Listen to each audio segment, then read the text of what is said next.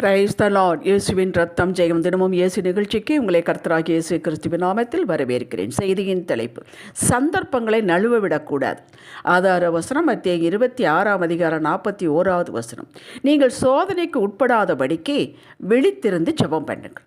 ஆவி உற்சாகம் உள்ளது தான், மாமிசமோ பலவீனம் உள்ளது என்றார். ஆசீர்வதிக்கப்பட்ட மக்களே, இந்த வாக்கியம் கெத்செமனே தோட்டத்தில் சீஷர்களை கூட்டிக் கொண்டு போகிறார். 11 பேரையும் கூட்டிக் கொண்டு போய் மற்றவர்களை எல்லாம் கொஞ்சம் தள்ளி உட்கார வச்சு நீங்கள் இங்கே இருங்கள் என்று சொல்லிவிட்டு யோவான், யாக்கோபு, பேதுரு எப்பவும் போல அந்த 3 பேர்களை அழைத்து கொண்டு போகிறார். இவர்களையும் நீங்கள் என்னோடு விழித்திருந்து ஜெபியுங்கள் என்று சொல்லி கொஞ்சம் தள்ளி அவர் முழங்கால் படியிட்டு ஜெபிக்கிறார். இவர்களோ தூங்கி விடுகிறார்கள். மறுபடியும் வந்து பார்க்கிறார், ஜெபியுங்கப்பான்னு. மறுபடியும் தூங்கி விடுகிறார்கள். அதை பார்த்துத்தான் சொல்கிறார், நீங்கள் சோதனைக்கு உட்படக்கூடாது. ஜெபம் பண்ணுவதற்கு சோதனை வரும், சபைக்கு போவதற்கு சோதனை வரும், வேதம் வாசிப்பதற்கு சோதனை, இடைஞ்சல்கள், இதெல்லாம் சோதனை என்ன, சின்ன சின்ன இடைஞ்சல்கள் வரும், விடாது. ஆனால் நாம் அதுக்குள்ளே உட்படக்கூடாது, தெரிந்து கொள்ள வேண்டும். ஆவி உற்சாகம் உள்ளது, நாம் ஜெபிக்கலான்னு ஆசைப்படுவோம், நம்முடைய ஆவி உற்சாகமாக இருக்கும், வேதம் வாசிக்கலாம், பாட்டு பாடலாமா இருக்கும். ஆனால் மாமிசம் கொஞ்சம் தூங்கலாம்னு இருக்கும், இல்லை அங்கே போய் பார்க்கலாம், இல்லை யூடியூப் கொஞ்சம் பார்க்கலாம். இந்த ரெண்டு ஒன்றுக்கொன்று விரோதமானது. இதை நாம் முதலில் அறிந்து கொள்ள வேண்டும், பிரிந்து கொள்ள வேண்டும். பிசாசின் தந்திரத்தை அறியாதவர்கள் அல்லவே என்று இருக்கிறது. கலாத்தியர் 5 17 இப்படி எழுதி வைத்திருக்கிறார், மாம்சம் ஆவிக்கு விரோதமாகவும் ஆவி மாம்சத்துக்கு விரோதமாகவும் இச்சிக்கிறது. நீங்கள் செய்ய வேண்டும் என்று இருக்கிறவைகளை செய்யாதபடிக்கு இவைகள் ஒன்றுக்கொன்று விரோதமாக இருக்கிறது. என்றைக்கும் ஆவியும் மாமிசமும் ஒன்றுக்கொன்று விரோதமாகத்தான் இருக்கும். ஆனால் ரெண்டும் ஒன்றாகத்தான் இருக்கும், நமக்குள்ளே தான் இருக்கிறது. நாம் செய்ய வேண்டும் என்பதை செய்ய விடாது மாமிசம், செய்யக்கூடாது என்பதை செய் என்று இச்சிக்கும். இது நாம் தெரிந்து கொள்ள வேண்டும். நாம் யாவரும் ஆசீர்வதிக்கப்பட்டவர்கள் தான். உளையான சேற்றுக்குள்ளும் அந்தகாரத்துக்குள்ளும் பாவ கயிறுகளாக கட்டப்பட்டு கேட்பாரற்று கிடந்த நம்மை பரத்தின் திருத்துவமே தேடி வந்து நமக்குள் விசுவாசத்தை துவக்கி எபிரேயர் 12:1 அறிக்கை செய்ய வைத்து தமது திரளான கிருபையினால் ரட்சித்து தமது பரிசுத்த இரத்தத்தினாலே கழுவி புதிய சிருஷ்டியாக்கி 2 கொரிந்தியர் 5:17 நீதியே செய்யாத நம்மை நீதிமான்களாக்கி தெய்வ குடும்பத்தில் சேர்த்து கொண்டார். இது அடிக்கடி நான் சொல்லி வருகிறது உண்டு, உங்களை ஞாபகப்படுத்துவதற்காக சொல்லிக்கொண்டே இருக்கிறேன். நம்மிடம் என்ன நன்மையை கண்டு இப்படி செய்தார் தெரியாது. ரட்சிப்பு என்றால் என்ன என்று முழு விவரம் தெரிந்து கொண்டா நாம் ரட்சிக்கப்பட்டோம்? கிடையவே இல்லை. 90% மக்கள் அப்படி இல்லை. எப்படியோ அவரது அனாதி தீர்மானத்தால் உள்ளே வந்துவிட்டோம். இப்பொழுது நீதிமான்களுக்குரிய அத்தனை ஆசீர்வாதங்களும் நாம் சுதந்திரவாளிகள் நம்முடைய சிரசின் மேல் வைத்துள்ளார். வேதம் சொல்லுகிறது, நீதி செய்ததினால் நாம் நீதிமான்கள் ஆக்கப்படவில்லை. இயேசுவே தம் நீதியை, கல்வாரில் தாம் செலுத்தின நீதியை நம்முடைய கணக்கில் வைத்து நீதிமான்கள் ஆக்கிவிட்டார். நாம் நீதிமான்களாய் மாறின பின்பு இப்பொழுது நமக்கு கடமைகள் உண்டு, பொறுப்புகள் உண்டு. இந்த நீதிமான்கள் எப்படி நடக்க வேண்டும் என்று பரலோகம் நிர்ணயித்துள்ளது. அப்படி நாம் இனி நடக்க வேண்டும், வேதம் சொல்கிறபடி. அப்படியே நம்ம நடக்க முடியுங்களா? முடியுங்கிறதுனால தானே சொல்லப்பட்டிருக்குது. அதுக்குத்தானே கிருபை கொடுக்குறார். வேறு எதற்கு கிருபை? வாழ வேண்டும், இது ஆப்ஷன் இல்லை, கட்டாயம் செய்ய வேண்டும். நமக்கு ஒரு புரோட்டோகால் உண்டு. எப்படி president, prime minister, chief minister கண்ட இடத்துக்கெல்லாம் போக முடியாது, கண்டதையெல்லாம் அவங்க பேச முடியாது, திடீர்னு நினச்ச இடத்துக்கெல்லாம் போக முடியாது. அவர்களுக்கு ஒரு புரோட்டோகால் உண்டு. அதுபோல் நமக்கும் உண்டு. எதையெல்லாம் எடுத்ததெல்லாம் பேச முடியாது, எடுத்ததையெல்லாம் சாப்பிட முடியாது. நமக்கு இப்படித்தான் வேண்டும் என்று வரையறுத்திருக்கிறார். இதைத்தான் பேச வேண்டும், ஏற்றுக்கொள்ள வேண்டும், பொறுமையாக இருக்க வேண்டும். எப்படி அவர்கள் ஒவ்வொரு பேச்சையும் மீடியா கவனிக்கிறதோ அதுபோல் நம்முடைய பேச்சை பரலோகம் கவனிக்கிறது. இவர்களுக்கெல்லாம் 3, 5, 7 அடுக்கு பாதுகாப்பு உண்டு. நமக்கும் பரலோகமே பாதுகாப்பு கொடுத்திருக்கிறது. இது நம் கண்களுக்கு தெரிவதில்லை, தெரியாமல் இருக்கலாம், ஆனால் உண்டு, நம்புங்கள். ஒரு கிறிஸ்தவனை சுற்றிலும், ஒரு ரட்சிக்கப்பட்ட மகனை, மகளை சுற்றிலும் ஆண்டவர் பாதுகாப்பு வைத்திருக்கிறார். 2 ராஜாக்கள் 6 நீங்கள் படித்திருப்பீர்கள். எலிசாவை பிடிக்க வேண்டும் என்று அசிரிய ராஜா படை அனுப்பி விட்டு வந்தார். எலிசா இருக்கிற மலையை சூழ்ந்து கொண்டு நின்றார்கள். எலிசாவுக்கு ஒன்றும் டென்ஷன் இல்லை, பிரச்சனையும் இல்லை. அவருடைய ஊழியக்காரன் கேயாசி இதை பார்த்தவுடன், ஐயோ தகப்பனே, நம்ம மலையை சுற்றி இத்தனை ராணுவம் நிற்கிறதே என்று. உடனே எலிசா, அதை பற்றி ஏன் பயப்படுகிறாய்? அவர்களை காட்டில் நமக்குள்ள இருக்கிறவர் பெரியவர் என்று சொல்லி இவனுடைய கண்களை திறம்பப்பான் என்று வைத்தார். உடனே கேயாசின் கண்கள் திறக்கப்பட்டது. அக்கினிமயமான குதிரைகள், அக்கினிமயமான ரதங்கள் அதை சுற்றி இருந்தது, இவர்களை சுற்றி இருந்தது. கேட்டீர்களா?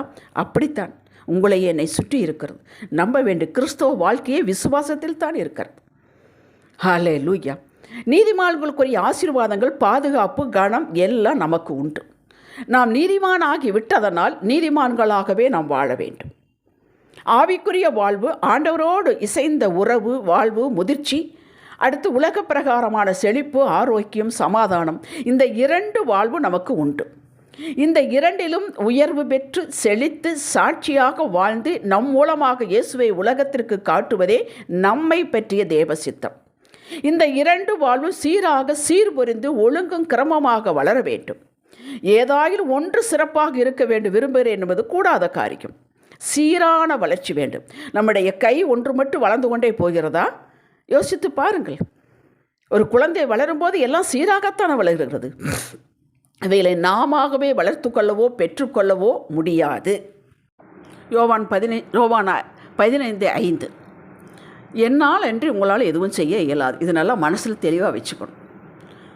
இதற்கு உதவி செய்ய ஆலோசனை கொடுத்து வழி நடத்தி காரியங்களை வாய்க்கச் செய்யவே திருத்துவத்தின் 3ஆம் நபரான ஆழ்த்தத்துவமுடைய பரிசுத்த ஆவியானவர் நமக்குள்ளே இருக்கிறார். நாம் பெற்றுள்ளோம். பரிசுத்த ஆவியான துணையில்லால் நம்மால் எதுவும் செய்ய இயலாது. இவர்தான் நம்மை குறித்து பிதாவின் சித்தம் அறிந்தவர், நம்மையும் அறிந்தவர். நன்றாக கவனித்து கேளுங்கள். ஆண்டவருடைய சித்தம் அறிந்தவர், நம்மை பற்றிய சித்தம், நம்மையும் அறிந்தவர். இந்த 2ஐயும் இணைத்து அவருடைய சித்தத்துக்கு நேராக எப்படி நம்மளை மாற்றி அமைப்பது, வழியில் நிறுத்துவது என்பது ஆவியானவருக்கு தெரியும். ஆகவே ஆவியானவருக்கு நாம் கீழ்ப்படிந்தால் அழகாக நடக்கலாம். இந்த கிறிஸ்தவ வாழ்வை அற்புதமாக இருக்கும். ஆவியை நிறைவே பெற்றுக்கொள்ளாதொரு கேட்டு பெற்றுக்கொள்ளுங்கள். தாகம் உள்ளவன்மை தண்ணீரை ஆவியின் நிறைவே ஊற்றுவேன் என்பது தேவ வாக்கு. தாகத்தோடு கேளுங்கள். லூக்கா 11ஆம் அதிகாரம் உங்களுக்கு உதவி செய்யும். சரி, இந்த பரிசுத்த ஆவியர் தன்னிச்சையாக சர்வாதிகாரி போல நமக்குள் செயல்பட மாட்டார். நான் வந்துவிட்டேன், நான் சொல்வதுதான் நீ கேட்க வேண்டும் என்று பிரம்பு வைத்து கொண்டவர் இருப்பதில்லை. நாம் முற்றிலுமாக அர்ப்பணித்தால், இடம் கொடுத்தால், சந்தோஷமாக ஏற்றுக்கொண்டால், விருப்பத்தோடு ஏற்றுக்கொண்டால் அவர் செய்ய நமக்கு பலன் தருவார். நாம் அவருடன் இணைந்து கீழ்ப்படிந்து சொல்லும் அடியேன் கேட்கிறேன் அப்படியே செய்கிறேன் என்று ஒப்பு கொடுக்கும்போது மட்டும், கேட்டு அதன்படி செய்யும்போது நடக்கும்போது மட்டுமே அடுத்தது பேசுவார், அடுத்ததை சொல்லுவார். நம் மூலமாக கிரியை செய்கிறார் ஆவியானவர். நம் உள்ளம் ஆவியோடு இணைந்து இயேசுவின் மூலமாக தேவனோடு இணைப்பதே ஜெபம். ஜெபம் என்பது கொடுங்க, செய்யுங்க, நிரப்புங்க, காட்டுங்க என்பது மாத்திரமல்ல. ஆவியின் அவர் தந்த வாக்கு தத்தத்தை எடுத்து தருவார். இதற்கு நீங்கள் முறையாக தினந்தோறும் தியானத்தோடு வேதம் வாசித்து கொண்டே இருந்தால் ஒரு வாக்கை எடுத்து தருவார். இந்த வாக்கை தூக்கி பிடித்து தகப்பனே நிறைவேற்றுங்க என்று கேட்பதும் ஜெபம். கர்த்தர் எப்படிப்பட்டவர் என்று சொல்லி துதிப்பதும், செய்த நன்மைகளுக்கு நன்றி செலுத்துவது, நம்முடைய ஆற்றாமையை சொல்லுவது, மன்னிப்பு கேட்பது, சகலமும் கர்த்தரோடு நம்மை இணைத்து கொள்ளும் சகலமும் ஜெபந்தான். நம்முடைய உறவு ஜெபந்தான். இதற்கு ஆண்டவர் கொடுக்கும் ஆலோசனை அதிகாலை என்னை தேடு என்கிறார். நீதிமொழி 8:17. நடந்தாலும் வேறு வேலை செய்து கொண்டிருந்தாலும் கர்த்தர் உங்களோடு கவனிக்கிறார், வருகிறார் என்ற சிந்தையில் அவருக்காக நான் செய்கிறேன் என்று இருப்பதும் ஜெபந்தான். கர்த்தரை நினைத்து பெருமூச்சு விடுதலும் கூட ஜெபந்தான். கர்த்தரை பற்றி உங்களது சிந்தனையில் நினைக்கிறீர்களே அதுவும் ஜெபந்தான். இருப்பினும் ஒரு முறையை ஏற்படுத்திக் கொள்ள வேண்டும். அவர் எப்படிப்பட்டவர் என்று வேதத்திலிருந்து எடுத்து சொல்லி ஆராதனை செய்யுங்கள், துதியுங்கள், ஸ்தோத்திரம் செலுத்துங்கள். உங்களுடைய வேலையை, உங்களுடைய தேவையை தெரியப்படுத்துங்கள். அவ்வளவுதான். பிலிப்பியர் 4ஆம் அதிகாரம் 6-7 அதைத்தானே சொல்கிறது. நீ எனக்கு தெரியப்படுத்து, அவ்வளவுதான்.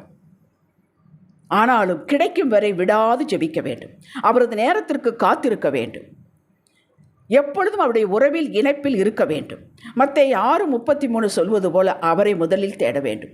முதலில் அவர்தான், முக்கியமும் அவர்தான், எல்லாம் அவர்தான்.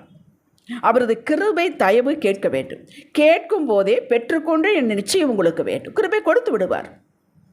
அதற்கெல்லாம் காக்க வைக்க மாட்டார். அந்த கிருபையை விருதாவாக்கக்கூடாது, வேஸ்ட் பண்ணக்கூடாது. எப்படி? சோம்பேறித்தனமாக இருக்கிறது, செயல்படாமல் இருக்கிறது, வேலை செய்யாமல் இருக்கிறது, சும்மா சோம்பேறித்தனமாக இருப்பது, வெறுப்பு, பொறாமை, மற்றவர்களோடு கம்பேர் பண்ணி பார்ப்பது, மன்னிக்காத தன்மை, கசப்பு, இதுகளெல்லாம் உள்ளே இருந்தால் மலையளவு நீங்கள் கிருபை பெற்றிருந்தாலும் வேலை செய்யாது, உதவாது. கிருபை பெற்ற நாம் தினப்படி வேலைகளில் நாம் ஜாக்கிரதையோடு இருக்க வேண்டும். கவனமாய் முழு பலத்தோடு கர்த்தருக்கென்று செய்ய வேண்டும். இதுவும் ஜெபந்தாங்க. எல்லாம் அவரோடு இணைந்து செய்வது எல்லாம் ஜெபந்தான். ஜெபத்தை விட்டுவிட பிசாசு பல உபாய தந்திரங்கள் செய்வான். பொய்களை காதில் ஊதுவான். சோர்ந்து போக வைப்பான். நீங்கள் விடாது ஜெபியுங்கள். ஜெபத்தை விட்டு விடாதீர்கள் என்று இருகரம் குப்பி இயேசுவே நாமத்தில் பட்சமாய் கேட்டுக்கொள்கிறேன். நேரம் கிடைக்கும் போதெல்லாம் துதியுங்கள். இது ஜெபத்தின் ஒரு பகுதி. ஆண்டவரோடு வாய்விட்டு பேசுங்கள். மனதில் இருப்பதை சொல்லுங்கள். அது விரும்புகிறார். எல்லாமே ஜெபந்தான். நீங்கள் முழு மனதோடு துதிக்கும் போது உங்கள் எல்லையில் பிசாசின் கட்டுப்பாடு தளர்ந்துவிடும். அவனால் அங்கு இருக்கவே முடியாது. எதிர்ப்பு நீங்கும். தடைகள் நீங்கும். காரியங்கள் மளமளவென்று நடக்கும். இதற்கெல்லாம் 2 நாளாகும் 20ஆம் அதிகாரம் உங்களுக்கு அடிக்கடி நான் சொல்வதுதான் யோசபாத்தை பற்றியது. அப்போஸ்தலர் 12:16 பேதுரு சிறையில் அடைக்கப்பட்டு போது என்ன செய்தார்கள்? 16ஆம் அதிகாரத்தில் பவுலும் சீலாவும் பாடி துதிக்கையில் என்ன நடந்தது? அதை படித்து பாருங்கள். முக்கியமாக உங்களுக்கு 1000 பிரச்சனைகள் இருந்தாலும் மற்றவர்களுக்காக ஜெபியுங்கள். இதை விடாதீர்கள். இதுதான் நீங்கள் கர்த்தரின் பாரத்தை பகிர்ந்து கொள்வதாகும். நீங்கள் வசிக்கக்கூடிய பகுதி, நாடு, கம்பெனி பெயர் சொல்லி முன்னேற்றத்திற்காக, பாதுகாப்புக்காக ஜெபியுங்கள். உங்களை மேல் அதிகாரிக்காக ஜெபியுங்கள். அவர் உங்களுக்கு முரட்டுத்தனமாய் நடந்தாலும் சரி, அநியாயமாய் நடத்தினாலும் சரி, நீங்கள் ஜெபியுங்கள்.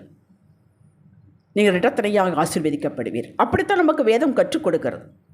உண்மை நிந்திப்பவர்களுக்கு ஜெபியுங்கள் என்றுதான் சொல்லுகிறது. உண்மை விரோதிக்கிறவர்களை நீங்கள் ஆசீர்வதிகள் தான் நமக்கு ஆண்டவர் கற்றுக் கொடுத்திருக்கிறார். ஜெபிக்கிற நீங்கள் கவலைப்பட மாட்டீர்கள். வெறுப்பு கசப்பு கொள்ள மாட்டீர்கள். மிகவும் அதிகமாக அமைதியாக இருப்பீர்கள். நீங்கள் வேண்டிக் கொள்வதற்கு நினைப்பதற்கு மேலாக பெற்றுக்கொள்வீர்கள். சாட்சியாய் நிற்பீர்கள். அழுகை வருகிறதே, ஜெபிக்க முடியவில்லை என்று விட்டு விடாது. அழுது கொண்டேயாவது ஜெபியுங்கள். ஜெபிக்காமல் ஜெயம் எடுக்க முடியாது. ஜெபித்தவன் தோற்று போனதாக தகவலே கிடையாது. நீங்கள் எல்லாவற்றையும் கடந்து வெற்றியின் சிகரத்தை தொடுவீர்கள். எல்லாருக்குள்ளும் உங்களுக்குள்ளும் இருக்க அந்த பரிசுத்த ஆவியானவர் உங்களுக்கு உதவி செய்வார். ஜெபிக்கலாம். தகப்பனே, ஜெபம் என்பது மூச்சாக மாறட்டும். கிருபையால் நிரப்புங்கப்பா. பெற்ற கிருபையை நான் வீணாக்க மாட்டேன். பரிந்து பேசி ஜெபிப்பேன். மற்றவர்களுக்காக ஜெபிப்பேன்.